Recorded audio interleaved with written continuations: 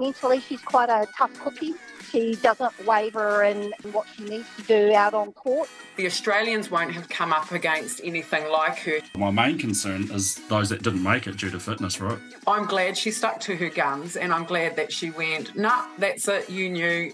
Does Netball New Zealand need to look at relaxing that rule about our players going and playing in the Australian League as well? We can't just rely on the Silver Ferns program. When Australia are recognised as the world champs and producing a product that everyone sort of looks up to in world netball, we just need to get smarter and savvier about what we're doing and what our offerings are. They bring an edge, right? They are going to fight for every minute on the court that they can get because they're feeding families in Africa. I feel like our playing group's a little complacent.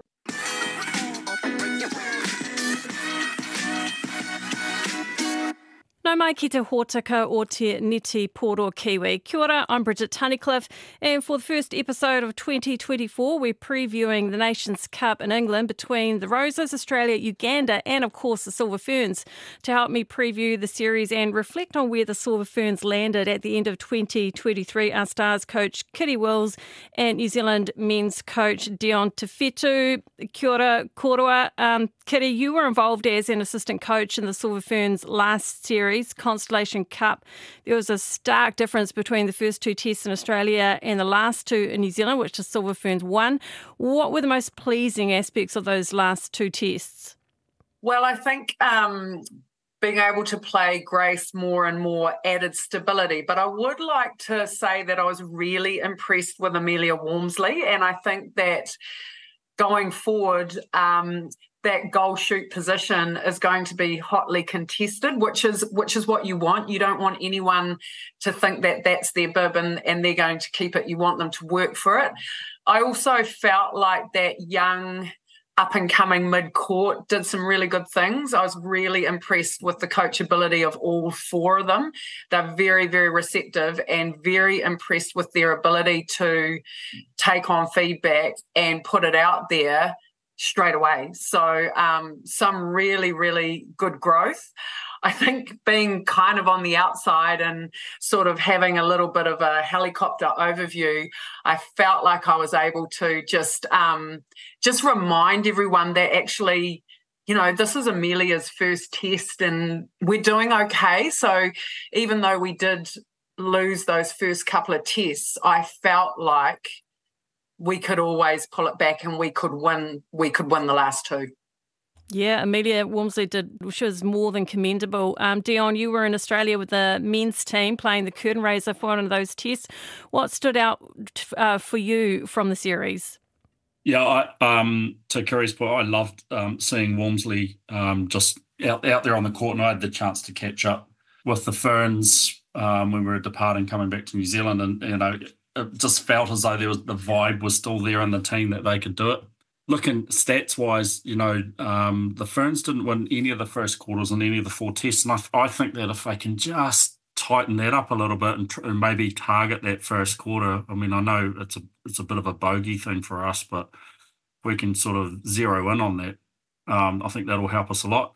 The settling of the shooting end, it was just awesome to watch. You know, those shooters just grow as the series went on.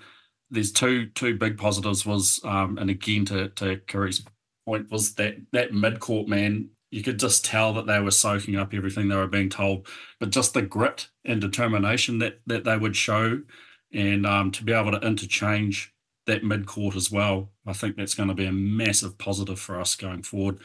Lastly, for me, was Curran and Kelly in the tests in New Zealand. I was lucky enough to be at the last test. Man, they just work so seamlessly together. Like Curran just does what she needs to do, and Kelly's just in sync with her, cleaning up. And they were amazing, those two.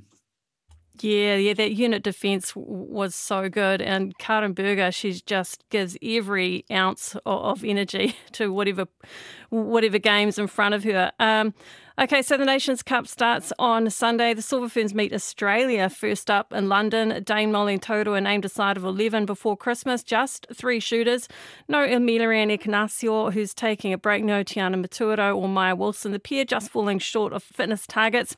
So massive opportunity for Amarangi Malisala, the only recognised goal attack named. I asked Nolene if it was a big responsibility for a debutant to shoulder. Yeah, she has got a bit of responsibility and looking at her, plus also Amelia to go into that position. So she's going to be, really new and fresh and learn on the job. I'm realistic about where she is and her starting point, but her intentions that she's been able to do in regards to her trainings and just her preparation, I think it's a good first step. Plus also mentally, she's quite a tough cookie. She doesn't waver or be soft around what she needs to do out on court. So we'll see how it goes. Were you tempted to name Georgia Heffernan in the 12? She's going all that way. She's fit. Why not just have her there on the bench and she can go on there if you need her? Yeah, look, to name Georgia as part of the training partners gives us the opportunity to see what she can do within the Silver Fern realm, as all the other ones as well. So we've only named 11. But there also needs to ensure that there's a level of readiness, that they're ready to be able to take the court. So I don't want to bring her in too fast, too soon, where I know there's still a bit of area that she needs to grow on. So Amelia Wormsley, so she has had a bit of a run at training at goal attack, has she? Yeah, she has. Once again, I'm really aware of that goal attack position. We do have an experience there, but we've got what we got and we'll just see how it goes. I mean, she's so tall. She's obviously so well suited to the goal shoot position. Do you see goal attack as something she could do longer term, or is this more of a stopgap measure? I think it's definitely not a stop. We have what we have and I'm really excited by that. I just have to see how it goes. She does offer something a wee bit different and she is tall. That doesn't worry me to some respect because I'm used to working with different players. It's just her ability again to be able to calm herself and take the shot, plus also the inside link to the playmaking skills. So one of these things we just got to sort of see how we go as it progresses. Those last 2 games against Australia in the Constellation Cup were probably 2 of the Silver Ferns' best games of 2023. Unfortunately, no Tiana, Maya or Amelia ran for the series for different reasons. Is it difficult to build momentum when you've got these players coming in and out? Yeah, it is. It's our stability to consolidate the combinations and also to progress from Constellation Cup. So it is what it is, and with the opportunity that it's presented to some of these others to see what they can do within this space, I'm really excited by that. But I'm also aware that there is a bit of an inexperience in that goal shooting end. But what it does is open up the opportunity I see for our mid-quarters to possibly take another level up. So it puts the emphasis or the pressure on our mid-quarters, and our mid-quarters have been with us for the last couple of 2 or 3 years now. Probably with Mila being the more inexperienced, but I'm really excited by what they can do because I know that there's more that they can do in that space. Really putting the emphasis on our mid-quarters to take the load, take the ball to our shooting end, knowing that they will be a bit under pressure, but I also expect that they'll be able to do that. So hopefully we can rise, and that's what I'm looking forward to. So, Kiri, a big role there for Amarangi, but like Nolene said, she's a tough cookie and she nailed a lot of clutch shots for you last season. She doesn't shy away from the big moments. Yeah, look, I think we've got some options, and I think the thing about Amor is that she is unafraid of going to the post, and she showed that time and time again, and clutch shots as well. So I think if you remember, we did that double extra time against the Mystics and she nailed that shot. And then she had the shot on the buzzer to win the elimination final. And she's really cool under that sort of pressure. I think she brings a really unique, different set of skills, which is the beauty of the New Zealand style of play, right? That the Australians won't have come up against anything like her. She's different to Maya, Tiana and Amelia Ann. So I think that she holds a little bit of there's a little bit of an advantage to her being new. I just hope that she in the big lights and on the big stage, all she needs to do is play her skill set within the structure. She doesn't need to be anyone else. She just needs to be Amorangi Malasala in the moment. I think I will shed a tear on the couch on Sunday when I see her with the anthem, because I know how hard she's worked. Yeah. Dion, were you surprised by any of the selections? I just want to shout out to Amorangi as well. First, Kiri, what I had the opportunity to watch her at Fast Five, and you're right, hey, she's just amazing. Yeah, it was really cool, and I'm stoked for her. Am I surprised by any of the selections? I am surprised at the my main concern is those that didn't make it due to fitness, right? Yeah. Yes. I'm not surprised by any of the selections. I think that all those girls deserve to be there. Women, sorry, not girls. But that's not my concern. My concern is those that weren't selected, that should have been selected, just simply due to fitness. Look, I think there's definitely work to do in that space, and that testing standard's been there for over 5 years now, so they know that. And and I agree, and I'm glad that Nolene held the line, because with the number of players, because there was a number of players that didn't make it, it wasn't just Tiana and Maya not making it. It's I'm glad she stuck to her guns, and I'm glad that she went, nah, that's it, you knew this is where we go. I would like to put in, though, that some of them did work really hard and didn't make it for whatever reason. So people tend to assume that it's around compliance, but I know for a fact that with someone like Maya, it wasn't about compliance, and we've learned quite a few lessons this time around about what works and what doesn't work.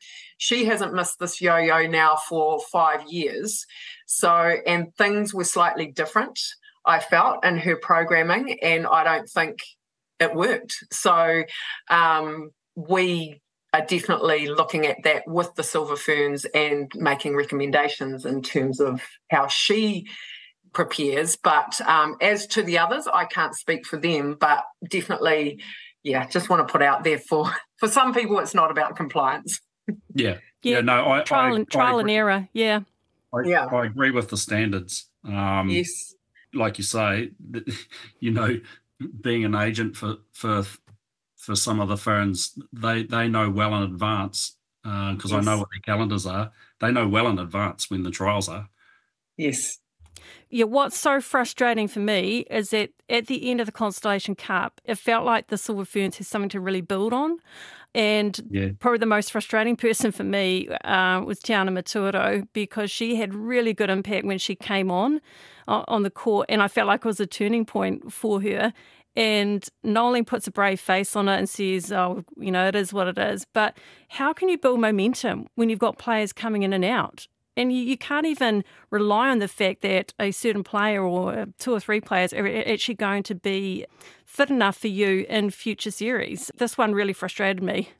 Yeah, look, I thought Tiana had a great series against the Australians. She confounds them. They don't really know what to do with her, because she's so economical with her movement, and she's so smart, and she is so different to Amelia Ann. It's a beautiful contrast, and it makes sense from a substitution point of view as a coach to just change stuff up. It wasn't necessarily because Amelia Ann wasn't doing something she should have been doing. It's just the fact that we knew that change would change the momentum of the game. I would like to see Tiana starting more and starting to earn that position. She's still a really young player, and I think if we think towards the next World Cup, surely she should be there pushing for that starting position. And I hope that whatever lessons need to be learnt in her space are being learnt, and she really pushes hard, because we all know the girl's got the game smarts. Yeah. And in that clip, Nolene said that she feels it's time for the mid-court to go up another level. She believes it can. By the end of the Constellation Cup, it was very much Kate Heffernan wing defence, Maddie Gordon centre, Mila and Whitney sort of sharing wing attack. That hasn't really been locked in. Kiri, is it time to really consolidate those mid-court positions? Because there's been a lot of chopping and changing over the last few years. Yeah, look, I was surprised during the World Cup about some of the selection choices. I mean, I'm not there. I don't know. I can't see what's happening, but it looked for all money, Constellation Cup 2022, that Whitney Souness had the nod at centre, and now she's fighting to get on the court.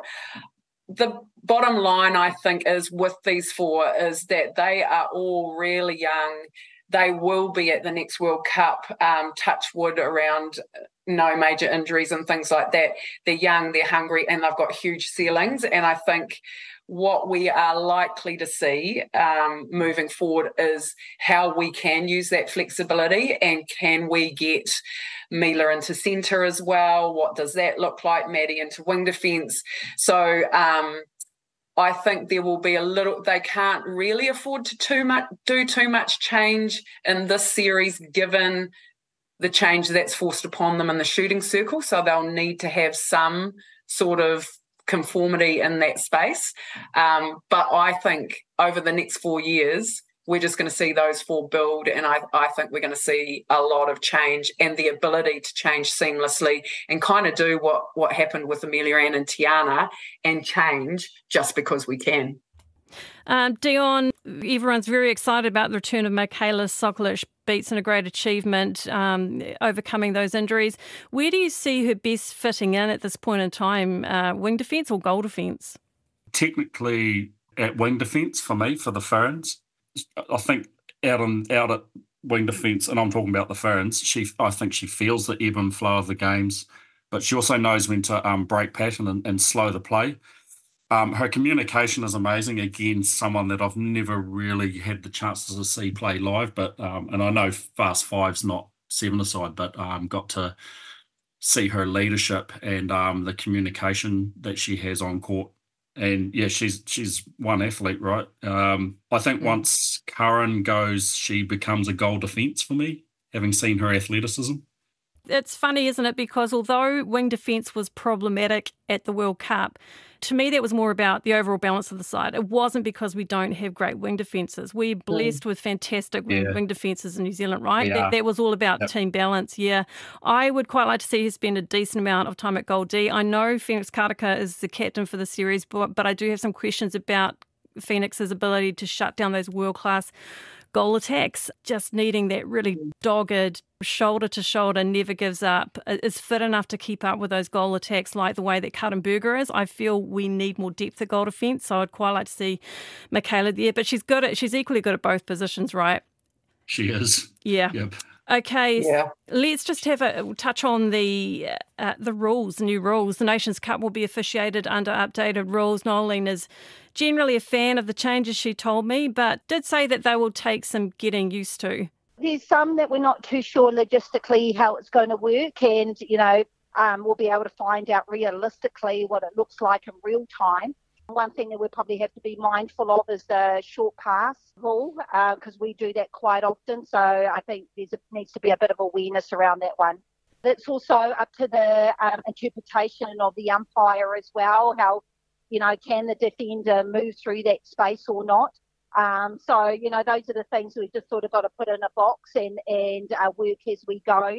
I do think possibly, the sub rule where, we can make those changes really fast without a player calling an injury. I think that would be great and really fasten the game up.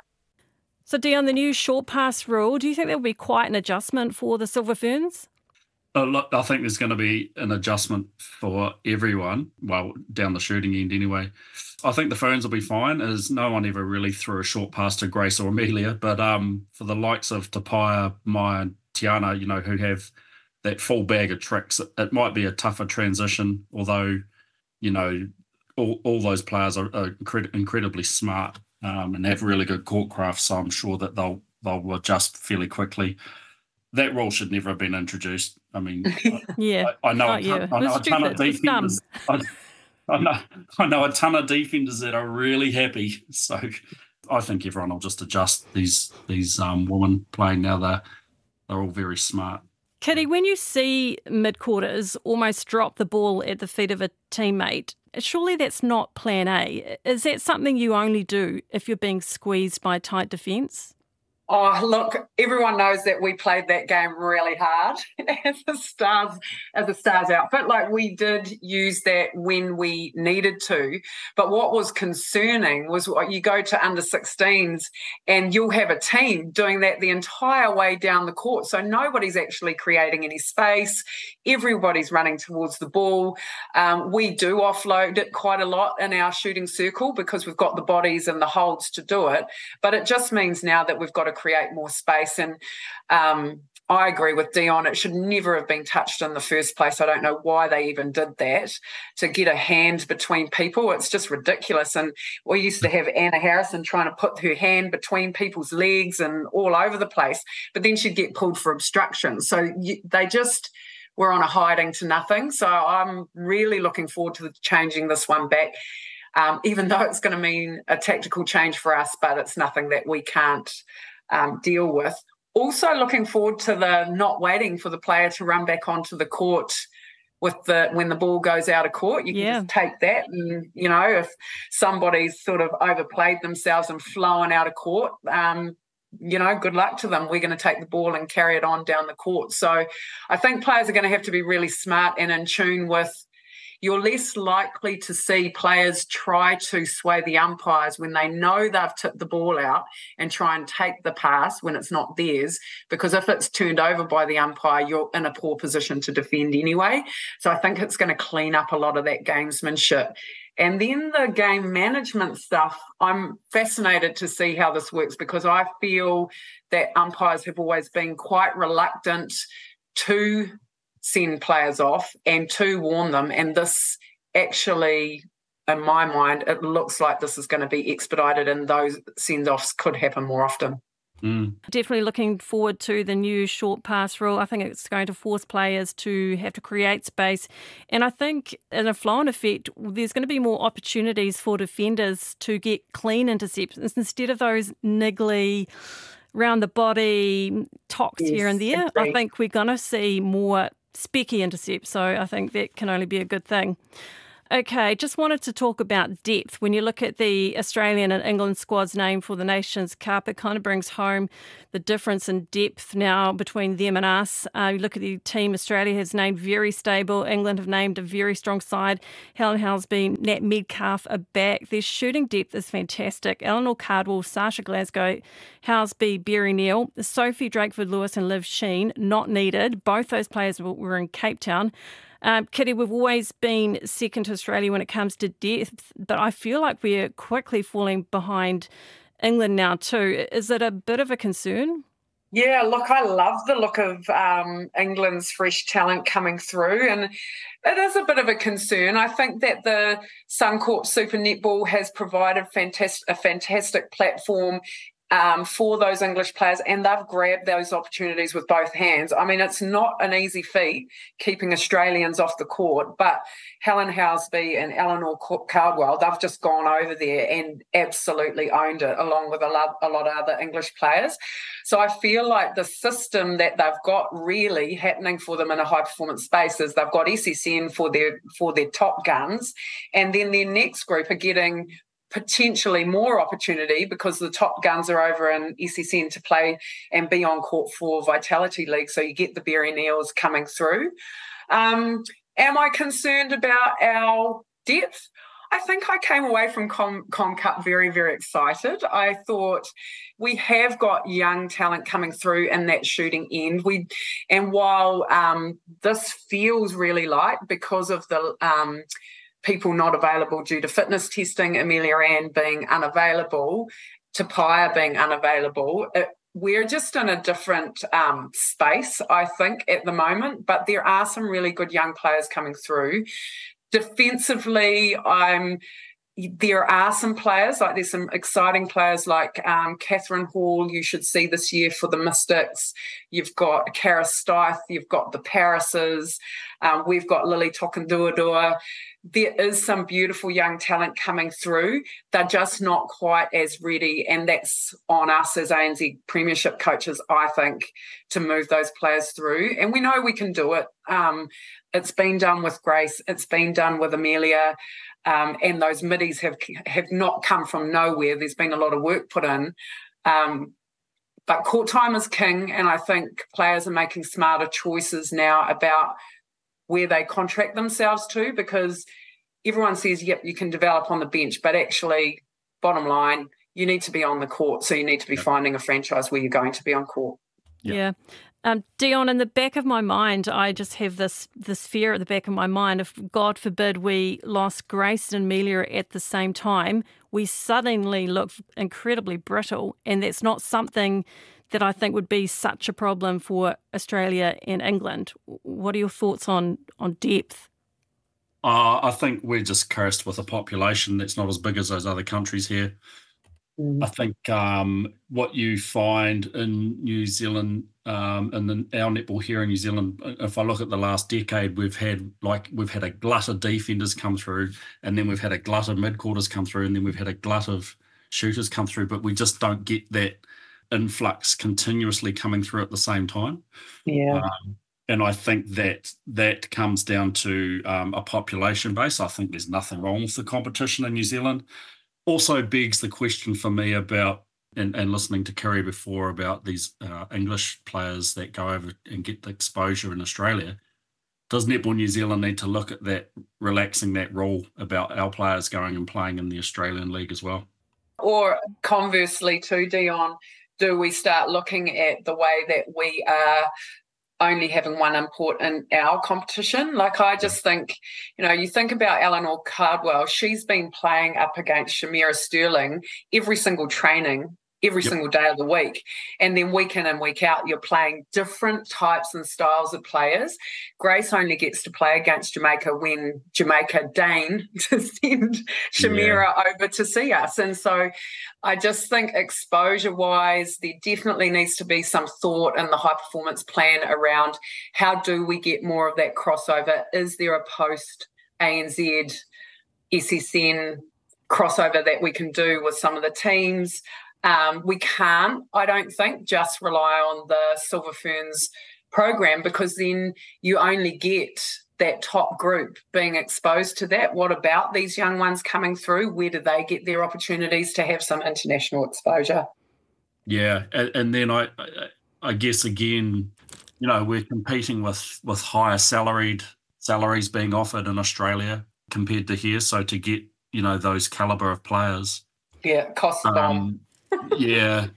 Well, when Australia are recognised as the world champs and producing a product that everyone sort of looks up to in world netball, we just need to get smarter and savvier about what we're doing and what our offerings are. Yeah. The other thing that more imports bring, they've got interesting backstories. They're great for marketing. Like someone like, there's players from Malawi, Uganda who, grew up so poor. They play in the Australian League, then the English League, and the fans fall in love with them because there's sort of like this fairy tale story. They bring personality, and people love the backstories, and that's something that could, we need to help market our league as well. They bring an edge, right? They've come from really tough backgrounds. So they are not going to be complacent. They are going to fight for every minute on the court that they can get, because they're feeding families in Africa. Yep, they are. You can see it when they're on court. There's no mucking around. This is their chance to buy mum a house. Yeah. It's not so they can treat themselves to a cocktail on the weekend. It's so they can help support their family. Yeah. Yep. Look, I think, and that edge, I feel like our playing group's a little complacent. Like, if you think about the Ferns are guaranteed a top-tier contract in New Zealand. We contract 60 players, and 6 of them can be imports. So 54 players across the country pretty much walk into a contract. And what they're doing with us is they're really just negotiating court time. What they want to know is who they're playing with, how much money they're going to get, and who the coach is, and am I going to like the environment? Like, there's a package there, but I feel like they need to work for it. They need to work for the privilege of being paid to play, and they work really hard. But I just feel like if there was more, if we were able to get more competition into those spaces, there'd be a little bit more accountability.